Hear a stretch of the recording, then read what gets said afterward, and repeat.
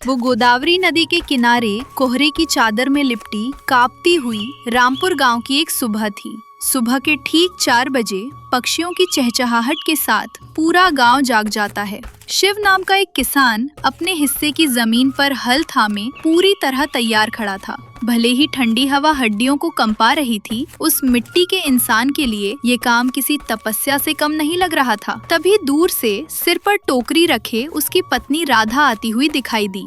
अरे जी, अब बस भी कीजिए। सुबह से बैलों के साथ आप भी बिना धूप छांव की परवाह किए जुटे हुए हैं। ये लीजिए, मैं गर्मा गर्म मान लाई हूँ, जरा यहाँ आकर पी लीजिए। अपने हाथों को तो देखिए, मिट्टी में काम करते करते कैसे सुन्न पड़ गए हैं।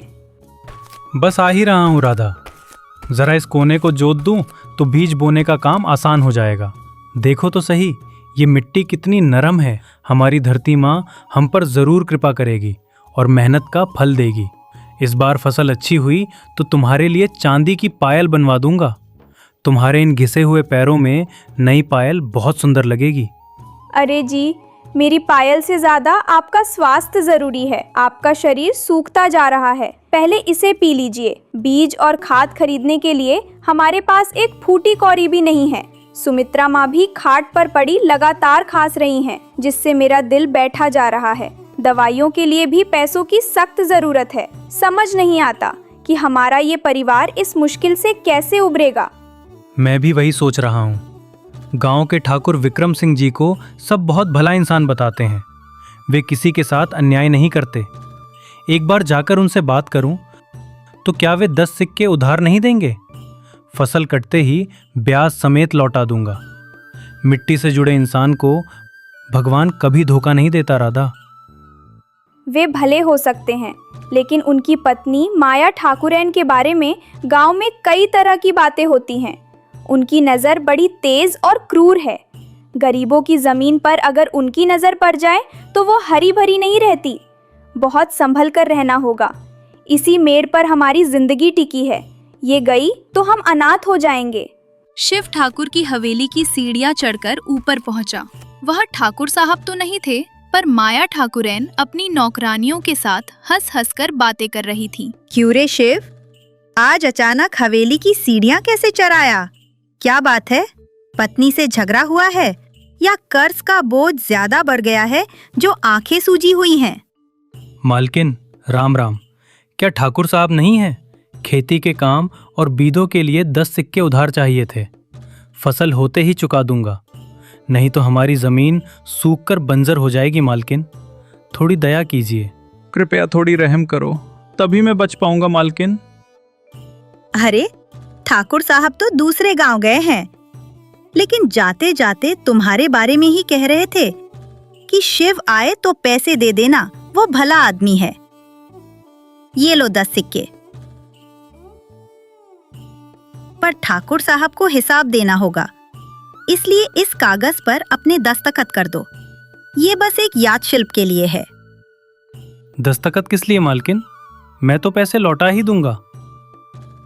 अरे कुछ नहीं रे, बस उन्हें याद रहे इसलिए। शिव ने बिना कुछ सोचे समझे उस कागज पर अपने अंगूठे का निशान लगा दिया। उस मासूम को ये भनक तक नहीं थी कि वो अपनी जमीन की रजिस्ट्री के कागज पर निशान लगा रहा है। शिव पैसे लेकर घर लौट आया। क्या पैसे मिल गए? ठाकुर साहब ने क्या कहा? वे तो नहीं थे, पर मालकिन ने 10 सिक्के दे दिए। देखो कैसे चमक रहे हैं। सुबह ही बाजार जाकर बीज और माँ की दवा ले आऊंगा। पर मन में एक डर है राधा, मुझे पढ़ना नहीं आता कि उस कागज पर क्या लिखा था। मेरा अनपढ़ होना ही कहीं भारी ना पड़ जाए। डर लग रहा है कि वो अंगूठे का निशान हमारी जिंदगी ना उजाड़ दे। आप सचमुच बहुत भोले हैं। गांव में फुसफुसाहट थी कि उनकी नज़र हमारी ज़मीन पर है। ठाकुर साहब के आते ही उनसे एक बार ज़रूर मिलिएगा। मेरा दिल किसी अनहोनी की आशंका से घबरा रहा है। तुम हमेशा शक करती हो राधा। अब सो जाओ, सुबह जल्दी उठकर बीज बोने जाना है। ये जमीन हमारी रक्षा करेगी। मिट्टी की महक मिलते ही मैं सारे दुख भूल जाता हूँ। समय बीतता गया। शिव और राधा ने रात दिन एक करके कड़ी मेहनत की। बिना खाए पिए, कड़ी धूप की परवाह किए बिना काम किया। खेत फसलों से लहलहा उठे। अनाज की बोरियों के ढेर लग गए। लेकिन माया ठाकुरैन की बुरी नजर उस अनाज और जमीन पर टिक चुकी थी। एक रात जब ठाकुर साहब गांव में नहीं थे, अनाज की बोरियां गायब करवा दी। राधा, ओ राधा, इधर देखो, हमारा अनाज कहाँ गया? कल रात ही तो मैंने यहाँ 7 बोरियां रखी थीं। कोई सब चुरा ले गया राधा। मेरी पूरी मेहनत मिट्टी में मिल गई। अब कर्ज कैसे चुकाऊंगा? माँ की दवा का क्या होगा? हे भगवान, ये कैसा गजब हो गया। एक ही रात में सब कुछ बर्बाद कर दिया। क्या अब हमारे नसीब में सिर्फ मिट्टी ही बची है? पिताजी की दी हुई ये जमीन ही तो हमारी जान है। क्या अब ये भी हमसे छिन जाएगी? राधा, बताओ अब मुझे क्या करना चाहिए? क्या मालकिन मुझ पर विश्वास करेगी? क्या वो मेरी बात मानेगी? मैं माया मालकिन के पैरों में गिरकर गिड़गिड़ाऊंगा कि हमारी ज़मीन छोड़ दें। शायद हमारा दुख देखकर उनका दिल पिघल जाए। नहीं, रोने से अनाज या जमीन वापस नहीं आएगी। किसी ने जानबूझकर चाल चली है। मैंने कल रात रामू को ठाकुर की हवेली की तरफ जाते देखा था। आप घर लौटकर उससे पूछताछ कीजिए। सच जाने बिना हम चुप नहीं बैठेंगे। चलिए, पहले सुमित्रा माँ को कुछ पता न चलने दें। चलो अब घर चलें। उस शाम घर में चूल्हा नहीं जला। सुमित्रा माँ का बुखार बढ़ गया था और दवा के बिना उनका दम टूट रहा था। शिव और राधा अंधेरे कमरे में सिसक रहे थे। राधा, माँ की दवा के लिए भी एक पैसा नहीं बचा। हमारे अनपढ़ होने का उन्होंने फ़ायदा उठाया और हमें धोखा दे दिया। मैंने कभी नहीं सोचा था कि मेरे साथ ऐसा होगा राधा। आप हिम्मत रखिए। आपके आंसू भगवान देख रहे हैं। आप अभी गांव में जाकर रामू से मिलिए। शिव भारी मन से गांव की तरफ गया। तभी रामू के घर के पास से कुछ आवाजें सुनाई दी। शिव छिपकर सुनने लगा। अरे सुनती हो, माया ठाकुरैन के हुक्म को टाल नहीं सका, इसलिए रात ही रात में बेचारे शिव के अनाज की बोरियां ठाकुर साहब के गोदाम में छिपा दी। अब वो कर्ज नहीं चुका पाएगा और उसे अपनी जमीन मालकिन के नाम करनी पड़ेगी। उस औरत को कितना लालच है। गरीब का पेट काट कर अपने गहने बनवाना चाहती है।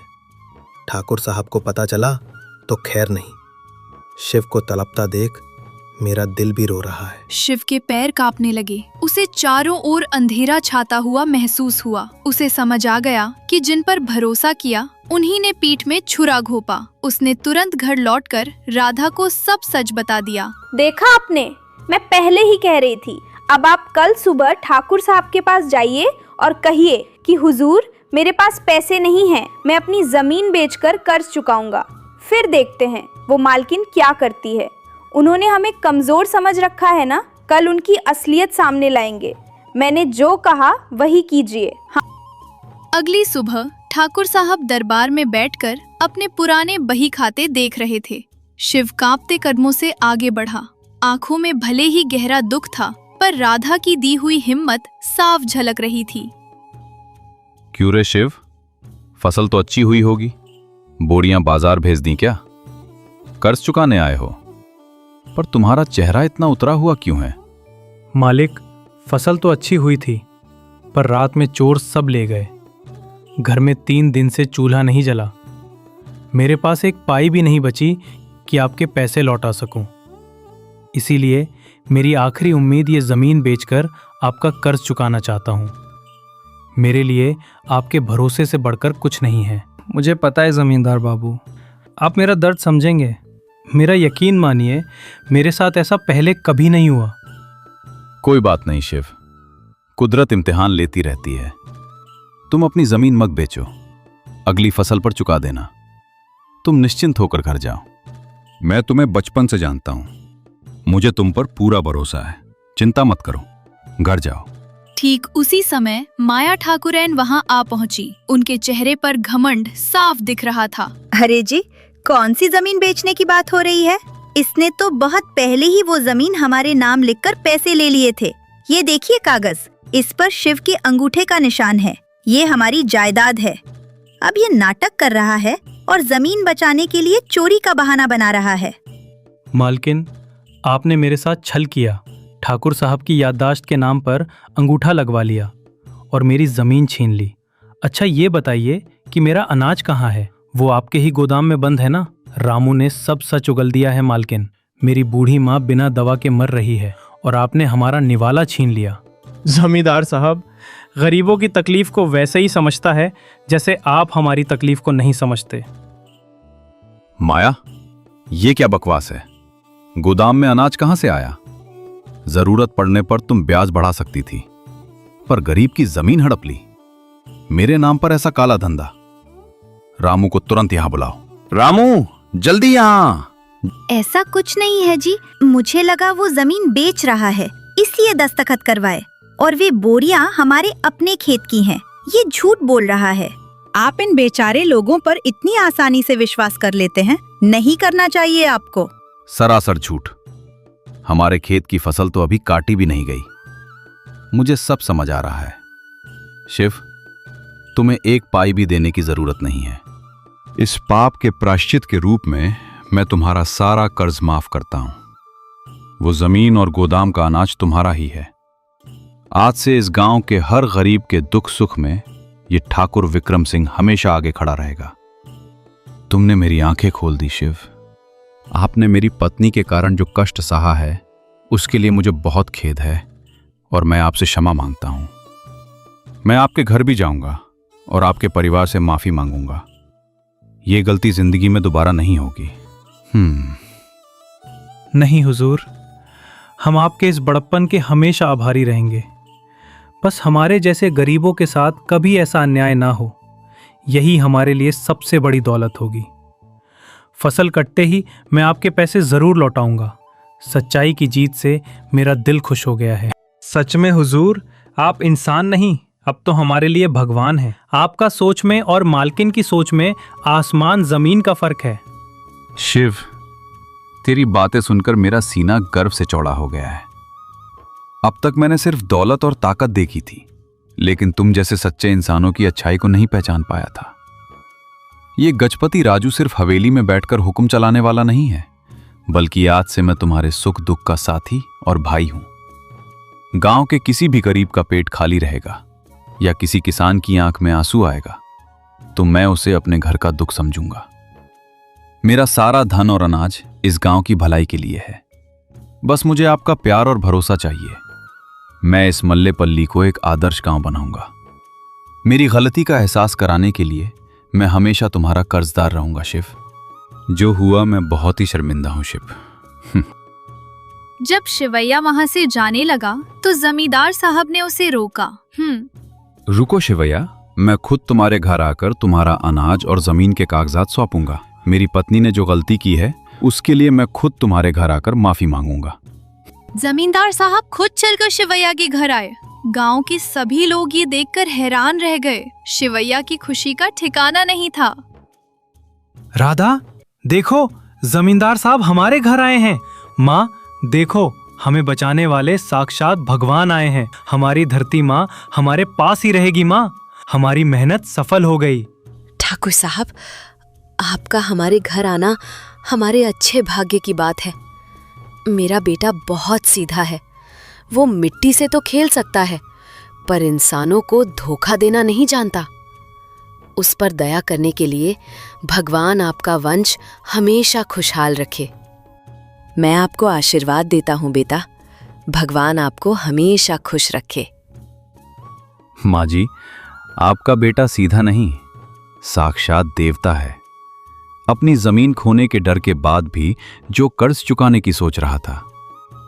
ये लो शिव, तुम्हारी जमीन के कागज, और तुम्हारा अनाज भी अभी तुम्हारे घर पहुंच जाएगा। राधा, तुम बहुत समझदार हो। तुम्हारी सूझबूझ ने ही इस घर को बिखरने से बचा लिया। असली संपत्ति तुम जैसी लक्ष्मी ही है। बेटी, तुम बहुत ही बुद्धिमान हो। हमेशा खुश रहो। हुजूर, आपके इस न्याय के आगे पूरा गांव हमेशा सिर झुकाएगा। जहां धर्म होता है वहीं भगवान होते हैं। ये आपने साबित कर दिया। अब हमें कोई डर नहीं है। अगर आप जैसा अच्छा इंसान हमारे साथ है तो हमें किसी और चीज की जरूरत नहीं है हजूर। सुगुनम्मा को अपनी गलती का एहसास हुआ और वो शर्मिंदा हो गई। शिवैया ने अपने खेत में फिर से हल थाम लिया। मल्लेपल्ली गांव के इतिहास में ये कहानी अमर हो गई कि ईमानदारी से मेहनत करने वाले गरीब को कोई भी ताकत हरा नहीं सकती। उस सीधे साधे किसान की जीत ने पूरे गांव को प्रेरणा दी। दुनिया को समझ आ गया कि सम्मान दौलत से नहीं बल्कि इंसान के अच्छे गुणों से मिलता है।